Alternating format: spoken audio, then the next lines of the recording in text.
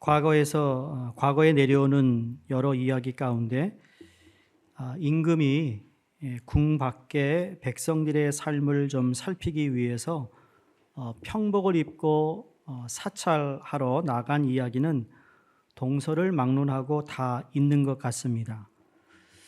미국에서도 어린이 동화책을 보면 그런 내용이 있고, 또 한국도 그렇고, 어느 나라든지 백성을 사랑하는 임금이라면 정말 자기 궁에서 보고되는 이야기 말고 실적으로 백성들이 어떻게 사느냐는 궁금증에 정말 잘 있는지에 대한 궁금증을 가지고 민정 사찰을 나가는 임금이 다 어디든지 있었던 것 같아요. 어느 한 임금이 평복을 입고 민정 사찰을 나갔을 때 한 불쌍한 아이를 보고 이 마음이 움직여서 그 아이를 궁으로 데리고 왔다고 합니다. 그 아이는 집도 부모도 없는 아이였기에 이제 그 아이를 궁으로 데려와서 자기 아들로 입양하고 또 그 이름을 자기 호족에까지 올립니다. 이 아이는 왕궁에서 어디든 갈 수 있고 왕궁에서 누구든 만날 수 있고 또 임금님을 아버지로 부르는, 언제든지 그 아버지를 만나러 갈 수 있게 되는 참 특권과 복을 누리게 되죠. 그러나 아직 궁궐 밖에서의 삶의 습관을 버리지 못한 이 아이가 여전히 나쁜 말하고 욕설과 나쁜 습관과 궁에 있으면서도 남의 것을 훔치는 것 등의 삶을 버리지 못합니다. 이 왕자는 왕의 아들이 되었기 때문에 무엇이든지 할 수 있는 자유를 얻었습니다. 그러나 여러분, 그 자유는 자기의 과거의 삶의 습관을 그대로 유지할 수 있음을 의미하는 자유는 아니라는 겁니다. 물론 과거의 습관을 다 고치지 못한다고 해서 왕자의 신분을 잃어버린 것은 아니지만, 그렇다고 해서 과거의 습관을 계속 가지고 있는 것이 그에게 주어진 자유만은 아니라는 것이죠.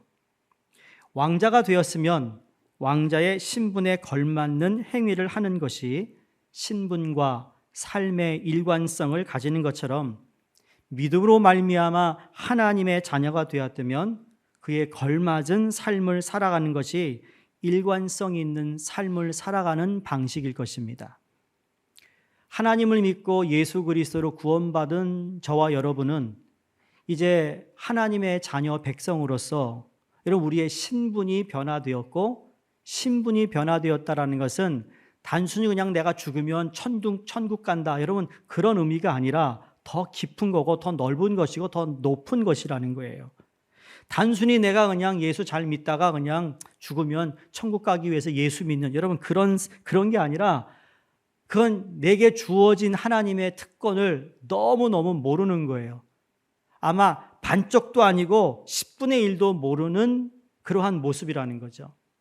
에베소서 4장부터 마지막 절까지는 우리가 새 생명을 얻은 하나님의 자녀로서 우리에게 주신 새로운 공동체 안에서 새로운 기준을 가지고 살아가는데, 이제 앞으로 새로운 관계를 맺어가는 그 관계가 하나님 앞에서, 그게 코람데오잖아요. 하나님 앞에서 어떠한 관계를 맺고, 그리고 내 옆에 주위는 사람들과 어떤 관계를 맺고 살아가느냐에 대한 중요한 요소들을 4장에서 나열하고 있습니다. 그리고 5장에 들어오면서부터 사도 바울이 우리는 하나님을 본받는 사람이 되어야 된다, 그래서 하나님을 본받기 위해서는 이러한 부분들을 우리가 조심해야 된다는 것을 지난주에 여러분과 말씀을 나누었어요. 오늘 3절부터 7절의 말씀은 솔직히 어떻게 보면 설교 강단에서 좀처럼 다루기 쉽지 않고 다루지 않는 본문입니다. 제가 말씀을 미리 준비하고 강의 설교를 하면서 3절과 7절 어떻게 뛰어넘을까 고민을 많이 했습니다. 이걸 어떻게 뛰어넘을까? 지난주에 설교 시작할 때 그냥 1절에 7절 몽땅 그냥 다 묶어가지고 설교할까라는 생각을 했는데, 제 마음속에 그건 아니잖아. 그런데 이 말씀도 하나님의 말씀인데 어찌 그냥 패싱을 할 수 있을까라는 그런 양심의 가책이 있어서 쉽지 않는 본문이지만 여러분과 함께 나눕니다. 왜? 이 또한 하나님의 말씀이기 때문에. 자, 3절에서는 자기 희생적인 사랑과 반대되는 이기적인 사랑으로 말미암아 초래되는 것들에 대하여 하나님의 자녀가 된 자로서 이제 소극적이고 그리고 부정적인 것을 금할 것을 명령합니다. 기억하시죠? 4장도 계속 보면 대조를 하고 있어요. 거짓을 버리고 참된 말을 하라 그랬고, 도둑질 하는 손으로 이제는 너희가 열심히 일하여 그 열심히 일한 것을 통해 선한 일을, 가난한 사람을 도우라고 한 것처럼 이게 바로 부정적인 것에서 긍정적인 것으로 변화된 삶을 이야기하면서 오늘 말씀은 절대로 하면 안 되는 부정적인, 이건 금한다, 해서는 안 된다, 성도라면, 구원받은 하나님의 백성이라면 이거는 정말로 안 된다라는 것을 강조하고 있는 말씀입니다. 사랑하는 성도님들, 오늘 이 말씀이 좀 무거울 수 있지만 이 또한 하나님의 말씀으로 여러분이 아멘으로 받아들이기를 주의 이름으로 축원합니다. 그럼 사도 바울이 금한다라는 명령 첫 번째가 뭐냐면 음행과 온갖 더러운 것을 행하지 말라입니다. 3절에. 여기 음행은 원어로 보니까 포르네이아라는 단어입니다. 영어로 포르노 단어가 여기에서 온 겁니다. 여기에 음행이라는 것은 생각만 한 것이 아니에요. 이게 삶에서 계속 드러나고 있는 행함을 얘기하고 있어요. 더 이상 설명하지 않아도 무슨 의미인지 여러분 아실 겁니다. 두 번째로 오늘 더러운 것은 뭐냐? 영어로 uncleanness예요. 깨끗하지 않은 거예요. 당연하죠. 음행이라는 것이 깨끗할 수 없다라는 거예요. 이러한 것이 더러운 것과 연결되어 있어요. 여러분, 우리가 구원받아 십자가의 벌로 구원받은 하나님의 자녀가 되었다라는 것은 바로 그런 더러운 것을 예수 그리스도 십자가로 우리는 다 씻음 받았다라는 것을 우리는 믿고 있습니다. 그렇죠? 우리의 더러운 추한 것이 다 씻음 받았어요. 우리의 죄라는 것이 그렇다라는 거죠. 그래서 육적인 어떤 성관계뿐만 아니라 심지어 더러운 말, 즉 성적 농담조차도 하지 말라라고 말하고 있습니다. 왜냐하면 하나님께서 그것을 원하지 않기 때문입니다. 그리고 오늘 사도 바울이 이것이 바로 성도의 마땅한 반이라. 영어로 말하면 there's no question. 너희들이 이렇게 하는 것에 대해서는 전혀 이것을 질문할 요만큼도 없다. 성도로서. 사랑하는 성도님들, 성도로서 그런 삶이 맞지 않기에 우리는 그렇게 살지 않을 수 있는 하나님의 자녀가 되기를 바랍니다. 두 번째로는 탐욕의 문제예요. 이 탐하는 것, 이 탐심은 어떤 물건이나 사람을 소유함으로 하나님으로부터 얻을 수 있는 기쁨을 대신하려는 마음입니다. 이 탐욕이라는 건 내 것이 아닌데 가지려고 하는 것이죠. 모세를 통하여 주신 십계명에도 남의 것을 탐하지 말라고 그랬어요. 내 것이 아닌 것에 마음 두지 말라고 그랬다라는 거죠. 여러분, 왜 우리가 내 것이 아닌 것으로 기쁨을 얻으려 할까요? 왜 남의 것을 통하여 기쁨을 얻으려 할까? 이게 바로 성적인 것도 마찬가지죠. 대신 만족을 하려고 하는 거죠. 근데 이 세상의 우상이라 숭배라는 건 이거와 다 똑같은 원리입니다. 하나님이 아닌 것으로 대체하는 것이 다 우상 숭배예요. 하나님이 우선이라고 하면서 돈을 우선시하는 사람은 돈을 우상 숭배하는 거죠. 그 외에도 다 똑같은 거예요. 이번 주에 여러분이 바이블 타임을 읽으셨다면 누가복음 15장에 나온 말씀이 무슨 말씀이었습니까? 너희들이 나의 제자가 되길 원한다면 뭐라고 그랬죠? 너희 부모와 어머니와 너희 자식과 그들보다 나를 더 사랑할 수 있어야 된다고 그랬어요. 그렇지 않으면 내 제자가 되지 않는다고 그랬어요. 그 말은 너희 부모를 미워하라, 그냥 떠나버, 이런 말이 아니라 당연히 부모 사랑하고 당연히 자식 사랑하는데 그들보다 나를 덜 사랑한다면 그 자체가 바로 제자의 온전한 모습이 아니라는 것을 그만큼 우선순위에 대해서 말씀을 하고 있는 내용이었습니다.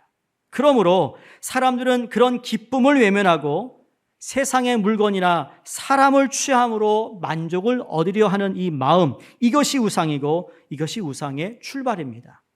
아까 서론에 말씀드렸던 거지에서 왕자가 된 아이는 임금을 아버지라고 부를 수 있는 것이 세상에서 가장 기쁜 일이었을 겁니다. 아무도 알아주지 않고 먹을 것이 없고 그리고 머리를 댈 데가 없는 그 아이를 데려다가 자기 양자를 삼아 그리고 깨끗한 옷을 입히고 매일 먹을 걱정 없도록 살게 된 그 아이의 마음이 얼마나 행복하고 기뻤겠어요. 그런데 어느 순간 그 기쁨을 다른 것으로 대체하려고 하는 여러분 그 마음이 문제라는 거죠. 여러분 오늘 삶에 이번 주 한 주의 삶에 기쁘셨습니까? 감사하셨습니까? 행복을 느끼셨습니까? 100% 만족은 아니더라도 참 감사하다. 그러한 마음의 만족이 있으셨습니까? 그렇지 않다면 여러분도 그런 유혹에 빠질 수 있어요. 다른 것으로 대체하려고 하는 그 유혹 말이에요. 세 번째, 4절에 희롱하지 말라. 이게 한 단어 한 단어 자 여러분 6가지를 얘기하는데 다 말씀드릴 시간이 모자라서 정말 우리에게 좀 강조할 말씀만 제가 지금 뽑아서 말씀드리는 건데 희롱하지 말라. 이건 거친 농담입니다. 다른 사람을 놀려주려고 희롱함으로 무한한 즐거움을 누리는 사람들이 있습니다. 세상에 재미있는 일이 그렇게 없어서 그런 일로 기쁨을 누리려고 하는 참 너무 이해가 안 되죠. 그러나 그럴 수밖에 없는 우리의 또한 모습은 참 안타까운 일이라는 생각을 하는데 우리는 다 자기 과거와 상처와 아픔으로 인해 이런 모습을 부분적으로 다 가지고 있어요. 남의 약점을 비하하고 남에 대한 어떤 자기하고 다른 면에 대해서 그렇게 희롱하는 그리고 그 사람에 대한 어떤 육체의 외모에 보이는 모습을 가지고 좋지 않게 얘기하는 그러한 정말 거친 농담이 있다라는 거죠. 이런 것들이 다 무엇과 연결되어 있습니까? 다 말과 연관되어 있다는 것을 얘기하면서 자 이러한 3절에서 4절의 내용들을 사도 바울이 말하며 마지막 4절 하반절에 뭐라고 그러냐면 이 모든 것들을 대신 감사하는 말을 하라 그랬습니다. 그러니까 답이 뭐냐면 감사하는 말을 많이 하면 할수록 희롱해 하는 말 아니면 탐욕의 마음 그 외의 모든 것들이 약해질 수밖에 없다라는 것을 우리에게 말씀합니다. 사랑하는 성도님들, 지난주에도 말씀드렸듯이 사도 바울은 성도의 삶에 가장 큰 문제점들이 되고 있는 것이 우리의 말이니 조심하라는 것을 다시 알려주고 있는 내용이라고 볼 수 있겠습니다. 그러면서 5절에서 7절 말씀을 보면 하나님의 백성 성도들이 거룩한 삶을 살아야 하는 동기를 말씀하고 있어요. 거룩한 삶을 살아야 하는 동기를 이야기하면서 처음에 5절에 너희도 정녕 이것을 알거니와 라로 시작합니다. 성도의 이 삶의 모습이 그만큼 자명한 이야기라는 것을 사도 바울께서 강조하고 있습니다. 그냥 하나님의 백성이 되었고 하나님의 자녀가 된 너희들은 당연히 이 지금 앞부분의 내용들은 너희들과 아무런 상관이 없는 이야기인데 어찌 그것에 대해서 눈을 돌리고 귀를 열고 마음을 열고 그것을 향하고 있느냐? 이건 마땅하지 않다. 누구로서? 성도로서. 여러분 제가 지금 예수 믿지 않는 사람에게 설교하는 게 아니고요. 여러분이 예수를 믿는다고 하고 이 자리에 예배드리는 여러분에게 말씀하고 있듯이 사도 바울이 에베소에 이방신을 섬기는 사람한테 이 서신을 쓴 것이 아니라 예수를 믿고 있는 에베소 교회 성도들에게 이 편지를 쓰면서 너희도 정녕 이것을 알거니와 이미 알고 있다. 배웠다라는 거예요. 모르는 게 아니라는 거죠. 너희가 누군지 이미 알고 있다. 그러면서 바로 위에 3절에서 언급했던 성적 범죄에 대해서 재차 언급하며 강조합니다. 5절 다시 봅니다. 음행하는 자나 더러운 자나 탐하는 자 곧 우상 숭배자는 다 그리스도와 하나님 나라에서 기업을 얻지 못하니. 골로새서 3장 5절에도 사도 바울이 비슷한 말씀을 합니다. 그러므로 땅에 있는 지체를 죽이라. 곧 음란과 부정과 사욕과 악한 정욕과 탐심이니 탐심은 우상 숭배니라. 두 곳 모두 성적 범죄가 우상 숭배라고 말하면서 하나님의 기업을 얻지 못할 것이라는 무서운 말씀을 합니다. 여러분, 단순하게 말하면 구원을 얻지 못할 것이다라고 말하고 있다는 얘기예요. 이 말씀 앞에서 여러분 아멘 할 수 있어야 합니다. 예? 때로는 무거운 마음, 정말 내가 좀 깊게 보고 싶지 않은 하나님 말씀도 하나님의 말씀이기 때문에 패싱할 수 없다라는 거예요. 여러분, 중생한 그리스도인이라고 할 때 우리에게는 심각한 약함도 있고 심각한 악함도 있습니다. 다른 사람은 몰라도 나는 내가 심각하게 이게 내 약점이야 라는 것이 있고, 이건 내가 참 악한 점이야 라는 것을 알고 있다는 얘기예요. 남은 몰라도. 근데 아세요? 내가 알고 있는 것보다 나의 악함과 약함이 더 심각할 수 있다라는 거예요. 내가 인정을 안 할 뿐이죠. 우리는 약함과 악함으로 인해서 중생한 성도도 음행과 더러운 일과 탐하는 일에 빠질 수 있는 가능성이 있는 연약한 사람이라는 것을 잊어서는 안 된다는 거예요. 이 문제 앞에서 여러분 장수가 없어요. 왜? 다윗도 무너졌거든요. 근데 만약에 그리스도인이라고 자청하면서 자기 몸을 음행과 더러운 일과 탐하는 일에 습관적이고 맡기고 그리고 부끄러워하는 마음과 회개하는 마음이 없다면 그 사람은 마음에 화살을 맞은 사람일 것이고 그 사람은 중생하지 않은 명목상의 교인일 수도 있다라는 거예요. 중생하지 않음을 스스로 증명하고 있다라는 거예요. 왜? 성도는 절대로 그렇게 살아갈 수 없는 존재이기 때문이죠. 이것이 하나님을 섬기는 것이 아니라 육신을 섬기는 우상 숭배자라는 것을 성경이 말씀하고 있습니다. 창세기 39장에 보시면 그 유명한 스토리가 하나 있어요. 보디발의 집에 이제 노예로 잡혀온, 그리고 이제 노예로 일을 하는 요셉의 이야기가 있잖아요. 요셉을 누가 유혹하죠? 보디발의 아내 미세스 보디발이 유혹을 해요. 틀린 말 했나요?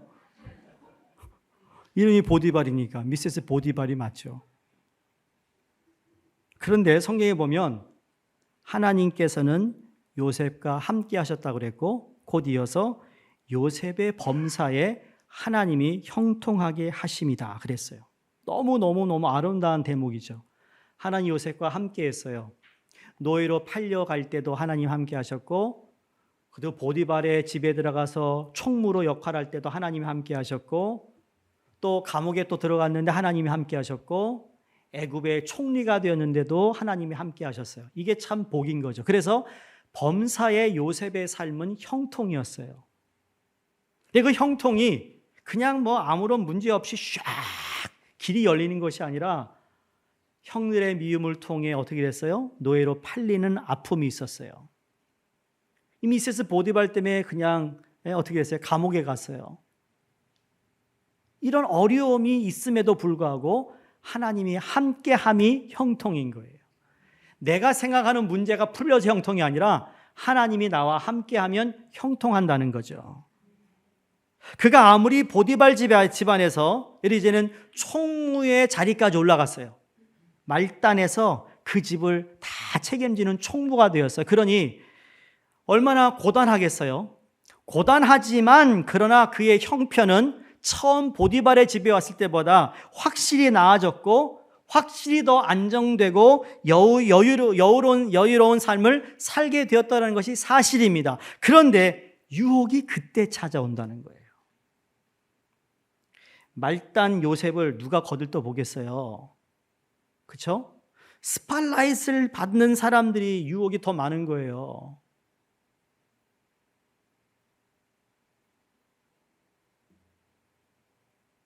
유혹은 그때 찾아온다는 거. 다윗이 광야나 여러분 전쟁터에 있을 때 유혹은 심각하지 않았어요. 사람이니까 왜 유혹은 없겠으며 그러나 그 유혹이 전혀 심각한 것이 아니었어요. 왜? 전쟁해야 되는데. 그런데 다윗이 이제 좀 자리도 잡히고 나라도 구색이 갖추어지자 더 이상 전쟁터에 가지 않아도 되는 형편이 되었어요. 나아졌다는 거죠. 그래서 왕궁의 한밤중에 옥상을 거니는데 벌거벗은 여인을 보고는 그 유혹에 빠졌는데, 여러분, 그거를 경계해야 된다는 거예요. 빠듯하게 이민 생활할 때는 심각하지 않아요. 그런데 좀 먹고 살고 여유가 있고 자식 다 키워놓으면 여러분, 유혹이 올 수 있다라는 거예요. 목사님, 내가 누군데요? 알아요. 누군지는 알아요. 그런데 그래도 모르는 거예요. 장담하지 말라고요.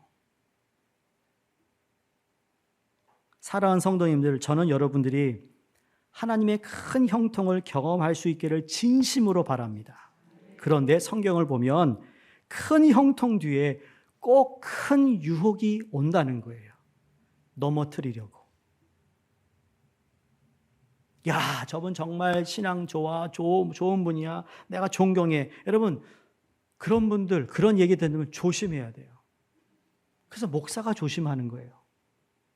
존경의 대상이 아니더라도 스팟라이트를 많이 받는 목사가 조심해야 되는 거예요.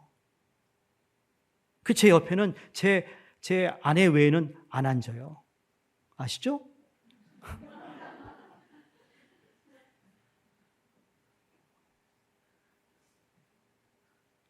하물며 연세진 권사님 내 앞에 안 앉으셔.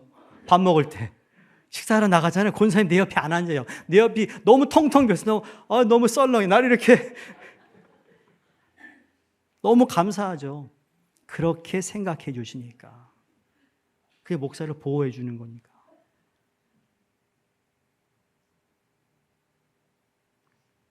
때로는 내 옆에 너무, 여러분, 남자 성도 옆에 너무 여자 성도 가까이 앉으면 여러분이 움직이세요. 가만히 앉아있지 말고. 광야에서는 사실 이런 유혹이 없습니다. 그럴 만한 여유가 없거든요. 그런데 왕궁에 있었을 때 유혹이 왔다라는 것. 먹고 살 만한 여유가 생기면 인간의 유혹은 매우 취약한 겁니다. 보디발의 아내는 계속 요셉에게 눈짓했습니다. 눈짓만 한 게 아니에요. 동침하기를 청원했어요. 요셉은 동침하지도 않았을 뿐더러 요셉이 미세스 보디발의 아내와 함께 있지도 않았다라고 성경이 말합니다. 미세스 보디발이 있는 곳에 가지도 않았어요. 시편 1편이 무슨 말씀이 하죠? 복 있는 사람은 악인의 자리에 앉지도 않고 서지도 않고 함께 하지 않아요. 아니, 그 사람이 악하다는 게 아니고 그런 자리에, 유혹받을 자리에 가지 않는다. 여러분, 유혹받는 자리에 가지 않는 거예요. 과거에 가셨어요? 다 청산했어요? 할렐루야, 고맙습니다. 가지 않는 거예요. 간혹 이성 간에, 여러분, 교회에 싱글들, 처녀와 총각이 서로 이렇게 눈치를 보내면 너희들 뭐 있구나, 좋겠다, 잘 되면 좋겠다, 그런 마음 가져요, 안 가져요? 같지요, 당연히. 우리 영한 형제 좋은 사람 만나기를 기도하거든요. 소개 좀 해주세요. 아니, 정말 저런 사람이 어딨어? 눈이 삐었어들, 여자들이 왜? 신앙 좋아, 돈 잘 벌어, 저렇게 하나님 사랑하는 사람을 저렇게 가만히 두냐?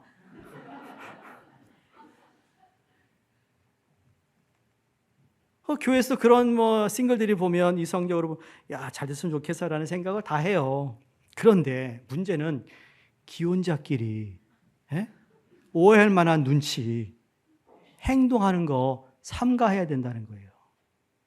여기에 그런 분이 있다는 얘기가 아니라 그래도 그냥 여러분, 우리가 경계심을 가져야 된다는 거죠. 사람이라는 게 참 이 야릿한 감정이 생각지도 않은 곳에서 발생할 수 있기 때문에 그래요. 그래서 너무나 지나치게 호의를 느낄 만한 말과 행동을 서로가 조금 절제할 필요가 있습니다. 아무리 가까워도. 그렇죠? 아무리 가까워도. 너무 이쁘다, 집사님. 이거 너무 오버하는 거야. 진짜 오늘 참 아름다우시네요. 그냥 이렇게 그냥 해요. 아무리 이뻐 보여도. 그런 의미예요. 아시잖아요. 무슨 말인가. 유대 문헌을 보시면 이 보디발의 아내가요, 요셉을 1년간 유혹했다고 기록되어 있어요.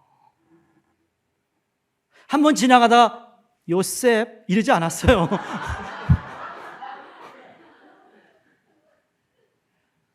얼마나 기회가 있을 때마다 요셉을 잡으려 했던 이 미세스 보디발. 1년 동안 그래요, 1년 동안.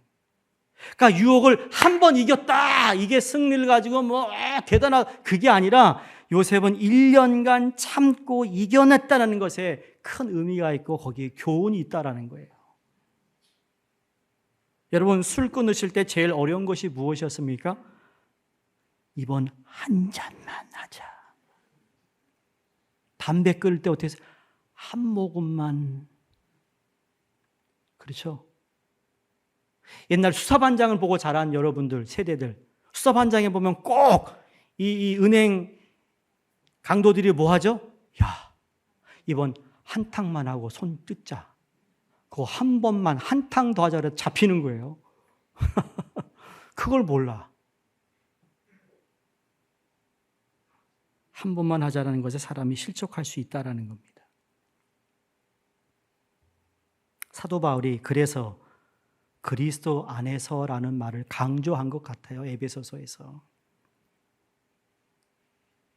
존경하는 존 파이퍼 목사님이 이런 말씀을 하셨어요.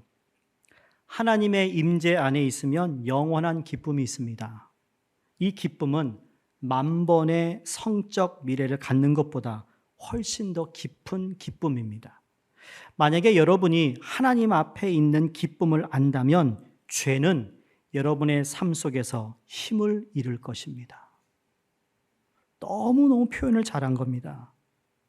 하나님 앞에 있다라는 것, 하나님 앞에서 내가 찬양을 부르며 하나님께 기도하며 하나님 말씀을 통해 내가 기쁨을 얻고 그 예배를 통해 기쁨을 얻고 그 하나님의 임재 안에 거하면 거할수록 죄의 유혹이, 그 힘이 우리 삶에 큰 영향을 미치지 못한다는 거예요. 왜? I am already happy. I am already. 이미 나는 하나님 안에서 기쁨을 맛보고 있기 때문에 그 기쁨을 대신할 거에 대해서 그렇게 크게 심각하게 내게 다가오지 못한다는 거죠. 그러니까 문제는 뭐예요?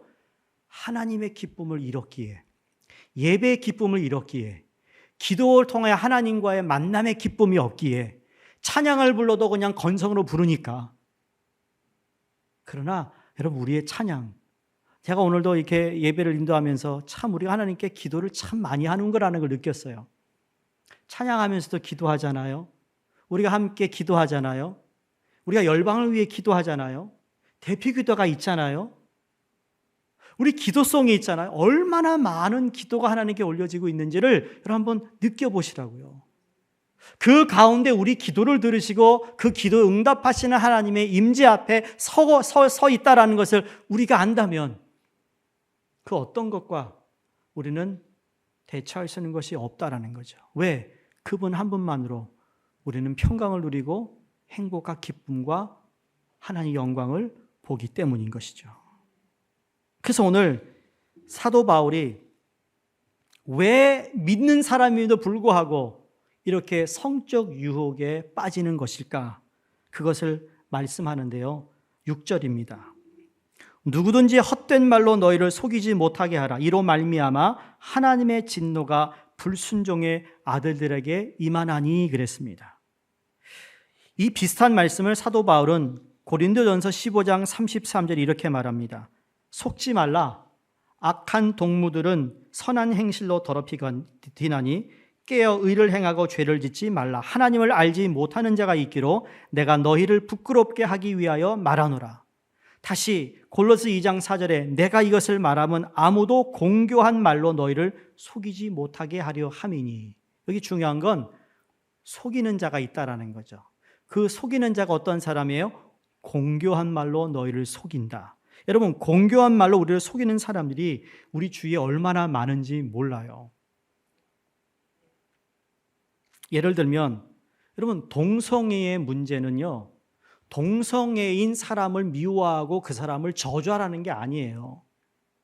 동성애라는 것을 공교한 논리를 가지고 우리를 속이고 있는 것을 우리가 모르는 거죠. 성경은 정확하게 하나님이 아담과 하와, 남자와 여자를 지으셨다고 말씀했고 그 외에는 없으니 우리 믿는 우리 그리스도인들의 삶에 있어서 그러한 삶을 살아가는 사람들에게도 복음을 전하되, 여러분, 그들이 그렇게 사는 문제에 대해서 세상이 얘기하고 있는 거에 다르게 얘기하는 것이 우리가 속으면 안 된다는 이야기예요. 그렇지 않습니까? 어떤 일이든 헛될 말로 속이려 한다 그랬어요. 근데 이건 이것뿐만 아니라 목회자나 신학자나 엉뚱한 사람들이요, 복음을 가지고도 우리를 속이는 부분이 있습니다. 그게 뭐냐면 이신칭의라는 단어입니다.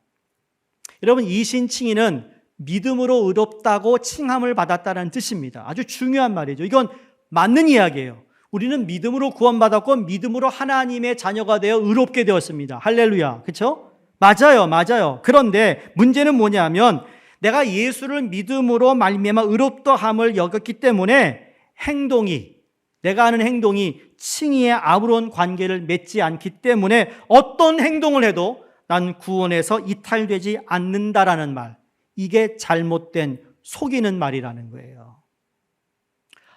내 심령은 구원받았어. 죽으면 천국 갈 거야. 내 몸은 이 죄악된 세상에 살아가니까 할 수 없겠지. 그러면서 지은 죄를 또 짓고 하나님은 사랑의 하나니까 날 용서해 주시잖아. 죄 지으면 하나님이 용서해 주시겠지. 이런 식으로 죄를 쉽게 생각하고 십자가의 보혈을 아주 값싼 것으로 떨어뜨리는 그 성도는 진짜 중생한 사람일까? 라고 말하고 있는 거예요. 오늘날 그러한 성도들이 솔직히 많죠. 기계적으로, 문자적으로 진정한 의미를 모르고 이신칭의를 가리키고 있어요. 칭의는, 그렇죠? justify, 그렇죠? 우리가 justify 된 거죠. 내 삶에 의롭게 되었던 이 justify 된 건, 여러분, 그 시작이 성화의 시작이에요. 내가 구원받았다는 그 삶은 시작이 성화라고요. 하나님의 은혜는 우리를 의롭게 할 뿐만 아니라 하나님의 은혜는 우리를 거룩하게 하는 줄로 믿어야 됩니다. 우리의 삶이 하나님 앞에서 거룩한 삶으로 변화되고 있느냐가 중요한 거예요. 그러니까 술도 끊어야 되는 거고, 담배 같은 거 끊는 거고, 그 외에 여러 가지, 여러분, 우리가 가지고 있는 여러 가지 중독된 거 다 끊어야 되는 이유가 바로 거기에 있는 거예요. 왜? 성화돼야 되니까. 마음은 원이로 돼 육신이 약해서 어떡합니까, 목사님? Wake up! 하고 싶어요. Wake up. 언제까지 그럴 거예요? 언제까지? 죽을 때까지? 죽고 나서 보자고. 그러면 여러분, 우리가 믿음으로 구원받아서 맞아요, 천국 가기로 돼 있어요. 그런데 진짜 천국 들어가 봐야 한다니까요. 난 여러분 다 천국에서 만나기를 원합니다. 네? 그거에 대한 확신 있으세요? 만약에 우리 수정교회 다니 여러분 그 확신이 없이 교회 다녔다면 내가 책임이 너무 커요. 이 목사가.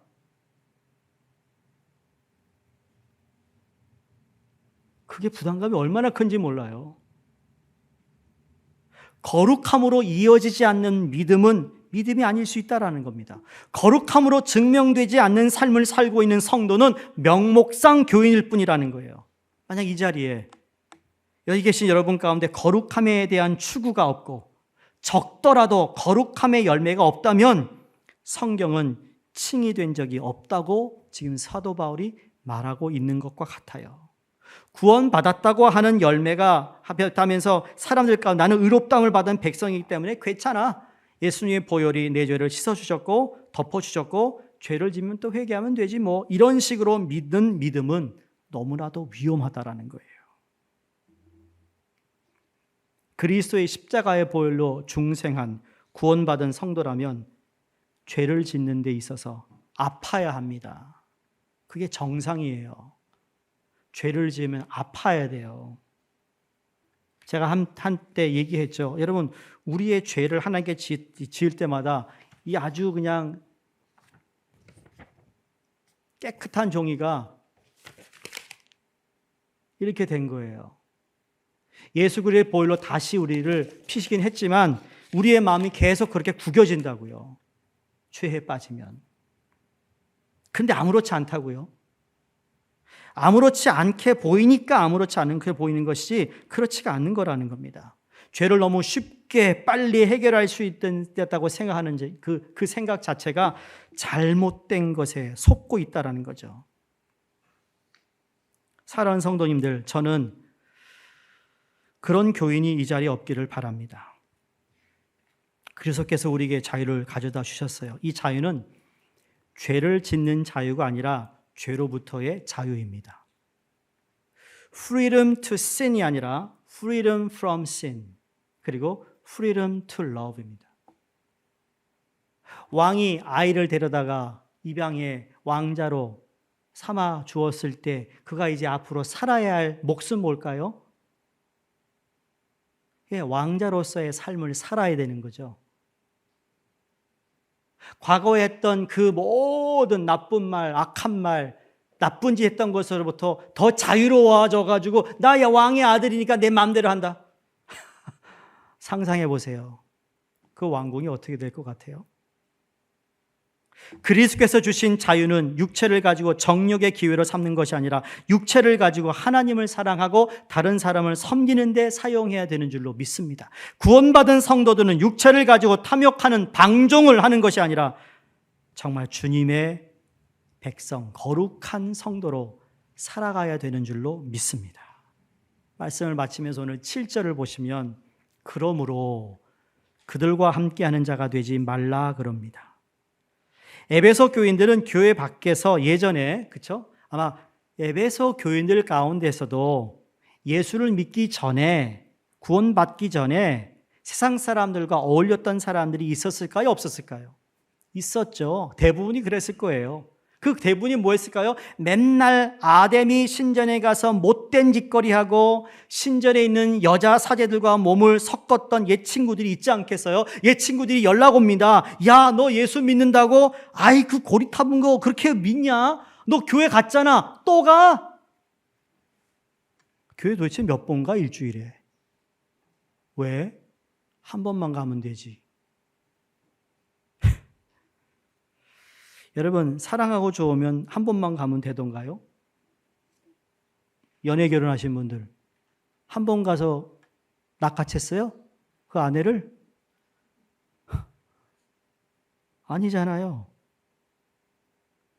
나와, 이날처럼 한번 재밌게 놀자, 그렇게 불러낸 인간들이 있었단 얘기예요. 그런 사람들과 함께하는 자가 되지 말라라고 얘기하는데 중요한 건 그들과의 관계를 끊어버리려는 말이 아니라 그들과 동화하지 말라는 이야기입니다. 그들도 전도 대상이에요. 여러분 그렇죠? 여러분 옛 친구들, 예수 안 믿는 친구들 전도의 대상이에요. 어떻게 그 사람이 죽으면 지옥 같다는 것을 알면서도 그 사람에게 예수를 전하지 않고 나는 아무런 마음의 부담 없이 교회에 와서 예배드리죠?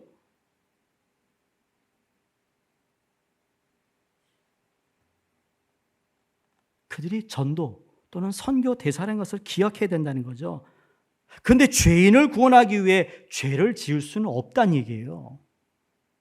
내가 이 사람하고 교제를 하면서 이 사람이 나에게 정말 어떤 신앙에 도움이 되지 않는다면 거리를 두는 게 맞아요. 믿는 사람이라도 다 신앙이 좋은 게 아니니까. 그러나 그렇다고 해서 그 사람 관계를 끊는다는 얘기 아닙니다. 그럼 우리 마음속에는 어떻게 하면 내 도움으로 저 사람이 주를 만나고 어떻게 하면 내가 도와줘서 이 사람이 더 신앙심을 갖게 할까? 이게 중요한 거죠. 근데 그러다 보면 함께 죄를 짓는다는 거죠. 거기 동화하지 말라. 예수님도 가늠한 자를 용서하셨습니다. 그 외 많은 죄를 지은 자들을 용서하셨지만 다시는 이 죄를 범하지 말라라고 말씀하시면서 항상 그들을 정결하게 씻어주셨습니다. 예수님이 그들과 접촉을 하지 않았다면, 피하셨다면 여러분 무슨 죄인을 구원하시겠어요? 그러나 죄는 무섭도록 혐오하시되 죄인은 예수님처럼 우리도 사랑해야 될 줄로 믿습니다. 교회가 세상에 영향을 끼치는 길은 세상과 같아지는 것이 아니라 세상과 구별될 때 영향을 끼친다고 믿습니다. 세상으로부터 존경은 세상으로부터 구별될 때 얻게 되는 것이라는 거죠. 성도님들, 하나님의 진노를 한번 생각해 보세요. 하나님의 진노는요, 사람을 미워한 게 아니었어요. 하나님의 진노는 죄에 대한 하나님의 무서운 혐오예요. 하나님은 죄에 대해 절대 중립적이지 않으시다는 말씀입니다. 그래서 예수 그리스도의 십자가는 하나님께서 독생자를 죽이실 만큼 죄를 혐오하신 것과, 또 다른 하나는 하나님께서는 독생자를 죽이실 만큼 죄인을 사랑하셨다는 것을 증명하는 것이 십자가예요. 십자가. 이걸 우리가 깊이 깨달아야 해요. 하나님의 진노와 하나님의 긍휼이 만나는 곳이 바로 예수 그리스도의 십자가라는 거죠. 그래서 내가 죄 사함을 받았고 지금도 십자가를 붙잡아야 되며 십자가의 은혜를 구하는 것이죠. 사랑하는 성도님들, 이 모든 게 죄 때문인 거예요. 죄를 해결하기 위해 그 진노를 예수 그리스도가 십자가에 하나님이 쏟아 부으셨던 것이고, 그 십자가의 보혈로 우리가 구원받았다는 이 복음을 다시 한번 믿고 회복할 수 있기를 바랍니다. 이 복음이 회복되면 개인이 살고, 이 복음이 회복되면 가정이 살고, 이 복음이 회복되면 교회와 나라도 살게 되는 줄로 믿습니다. 이게 바로 오늘 주신 말씀의 핵심이에요. 여전히 우리에게 옛 습관이 왜 없겠습니까? 많은, 그럼에도 불구하고 거룩한 삶의 증명들이 보여질 때 우리를 긍휼히 여기셔서 여전히 기다리시고 우리를 용서하시고 회복하게 하시고 그 우리의 옛 습관에서 유혹에서 벗어날 수 있는 놀라운 주님의 은혜가 우리 가운데 있다라는 사실을 꼭 믿을 수 있기를 주의 이름으로 축원드립니다. 기도하겠습니다.